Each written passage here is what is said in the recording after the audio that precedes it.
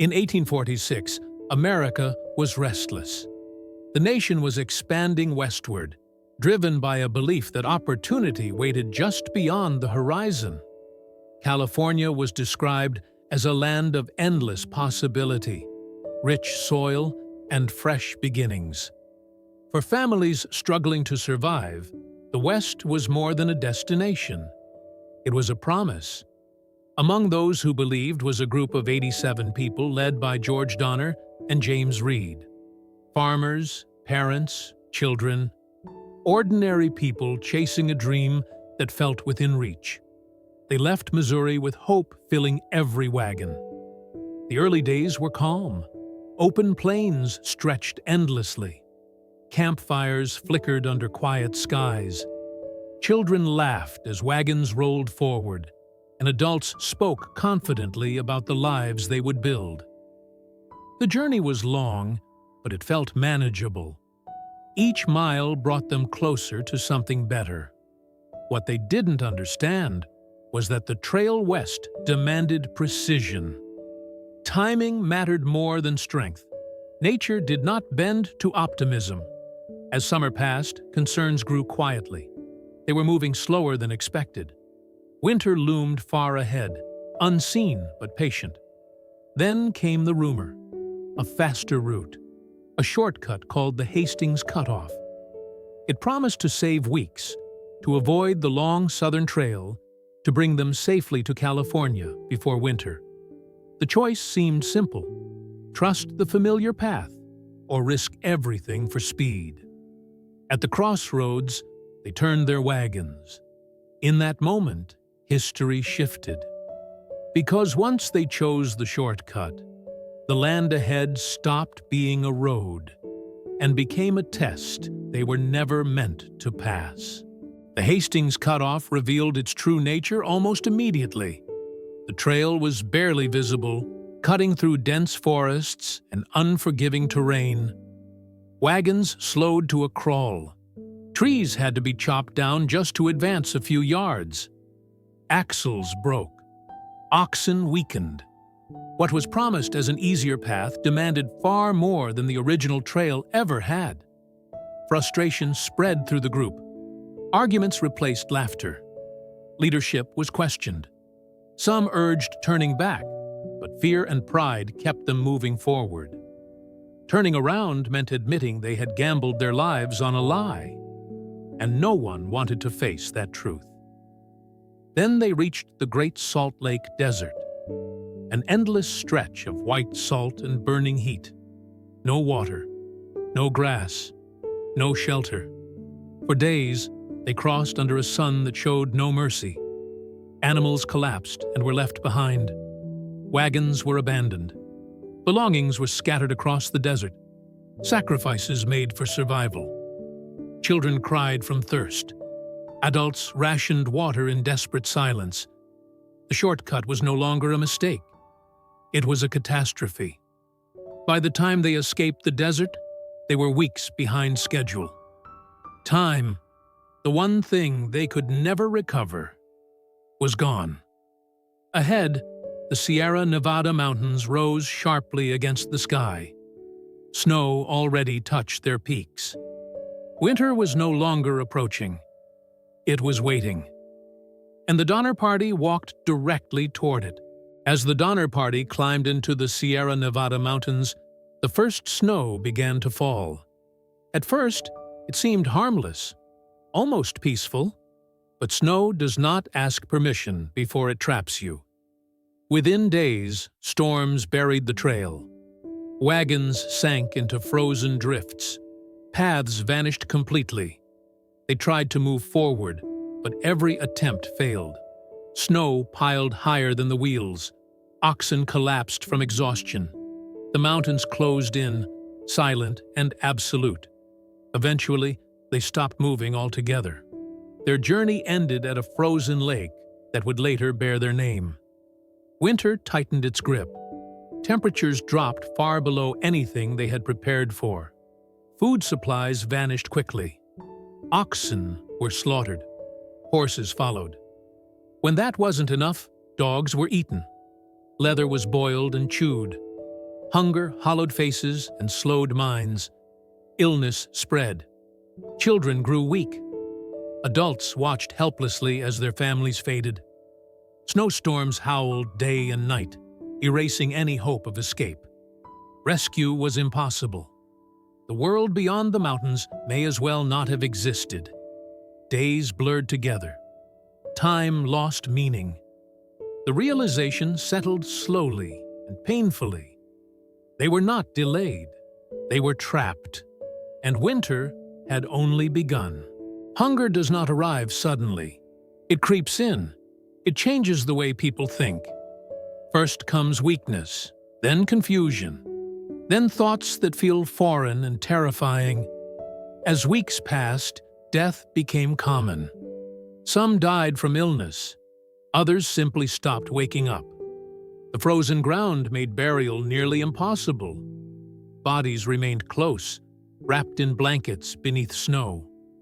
No one spoke about it at first, but silence grew heavier with each passing day. The unthinkable hovered in the air. Eventually, survival demanded a choice no one wanted to make. The dead would no longer be buried. They would be eaten. Not from cruelty, not from madness, from desperation. This decision shattered what remained of their humanity. Parents, neighbors, friends crossing a line that could never be erased. Every bite carried shame. Every day of survival felt like a betrayal. History would later name this as one of the only confirmed cases of survival cannibalism in American history. But inside the camps, there were no labels, only hunger, only cold, only the slow collapse of everything they believed themselves to be.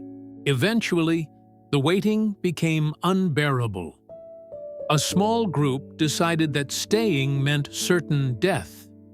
They believed that movement, no matter how desperate, was the only remaining hope.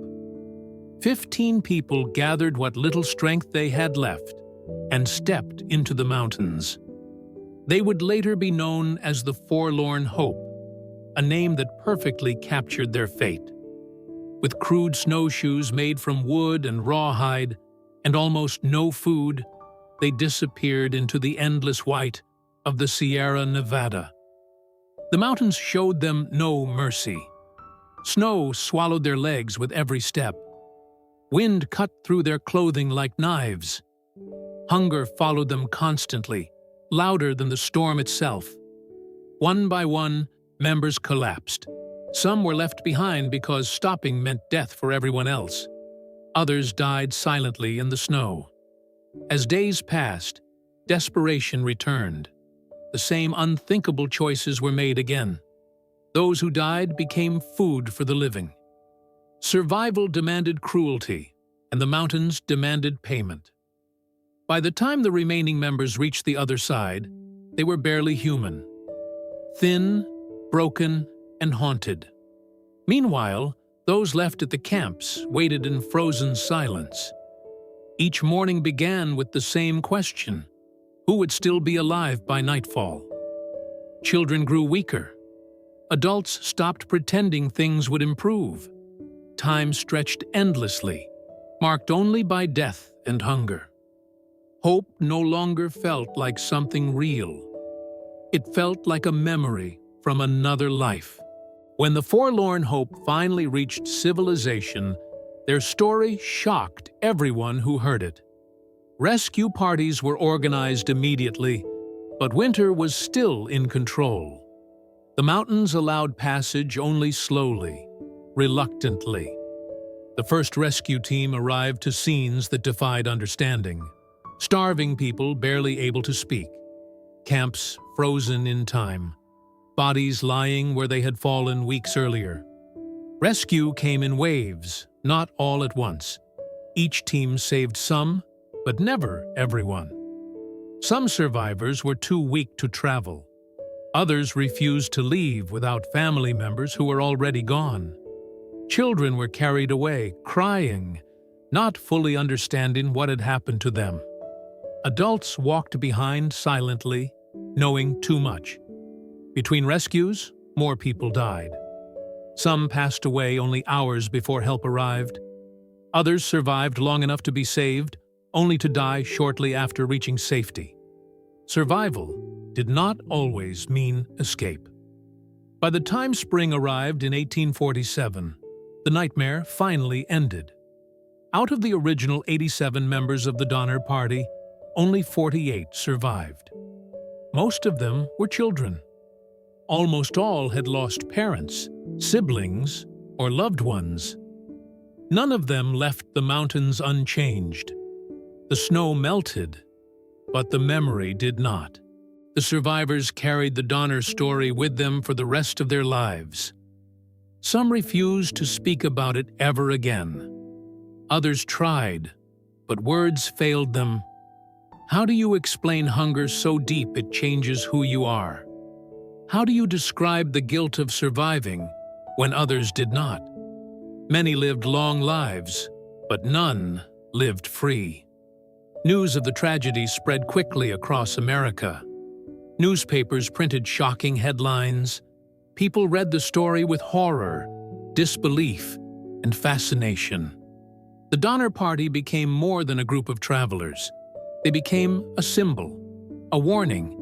Historians would later examine every decision, every mistake, the untested shortcut, the lost time, the refusal to turn back. But no analysis could fully capture what it felt like inside those camps. This was not just a story of failure. It was a story of human limits. The Donner tragedy revealed something uncomfortable. Civilization is thin. Strip away food, warmth, and time, and morality begins to bend. Not because people are evil, but because survival rewrites the rules. The mountains did not care about dreams, intentions, or innocence. They responded only to reality. And reality, in the winter of 1846, was unforgiving. Today, Donner Pass is quiet. Cars move through the mountains without stopping. Snow still falls, just as it did nearly 2 centuries ago. The wind still howls through the trees, and most travelers never realize what happened there. But beneath that silence lies a story written in hunger and ice, a reminder carved into American history. The Donner Party did not set out to become a tragedy. They set out chasing hope. What they found instead was the cost of impatience, of shortcuts, of trusting promises written on untested roads. This story endures because it forces an uncomfortable truth. Survival is not heroic. Sometimes it is ugly. Sometimes it demands sacrifices that never stop hurting. The Donner Party survived, but they paid a price that followed them forever. And that is why this story still matters. Because even now, the mountains stand unchanged, waiting, silent, ready to remind us that some paths, once chosen, cannot be escaped. After the survivors left the mountains, life did not return to normal. It only pretended to. Children who had watched parents starve were expected to grow into ordinary adults. Mothers who had made impossible choices were expected to forget them. Society welcomed the survivors back, but it did not understand them, and it never truly tried. Some survivors changed their names. Others moved far away, hoping distance could erase memory. Many avoided winter entirely, terrified of snow, cold, or even silence. Nights were the worst. Hunger returned in dreams. The wind sounded like screaming. The past never stayed buried. When asked about the Donner Party, most survivors lowered their eyes. Some denied what had happened. Others simply said nothing. Silence became their survival tool long after the mountains released them. A few tried to tell the truth, but the truth made people uncomfortable. It was easier to turn tragedy into legend than to face its reality. Over time, the story hardened into myth. Cannibalism became the focus, while suffering faded into the background. People whispered about monsters, not families. They forgot that the Donner Party had once been children laughing around campfires, parents planning farms, people just like them. But history does not forget so easily. The mountains remember, the snow remembers, and the truth waits patiently beneath every retelling, unchanged. The Donner Party is remembered not because of what they did, but because of what they reveal. They show how thin the line truly is between civilization and survival, how quickly rules disappear when nature takes control, how fragile hope becomes when time runs out. This was not a story of evil. It was a story of pressure, of delay, of believing that one risky decision could save everything. The shortcut did not just steal time, it removed choice. And once choice was gone, humanity followed. Even today, travelers pass through Donner Pass without slowing down. Snow falls quietly. Roads are cleared. Technology keeps danger at a distance. But the land itself has not changed. The mountains are the same. The cold is the same. And the lesson remains. When people ignore warning signs, when they trust promises that sound too easy, when they rush forward instead of turning back, history waits to repeat itself. Not always in the same way, not always as dramatically, but always with consequences. The Donner Party believed the West would save them. Instead, it tested them beyond human limits. And that is why their story still matters. Because long after the snow melts, some choices echo forever.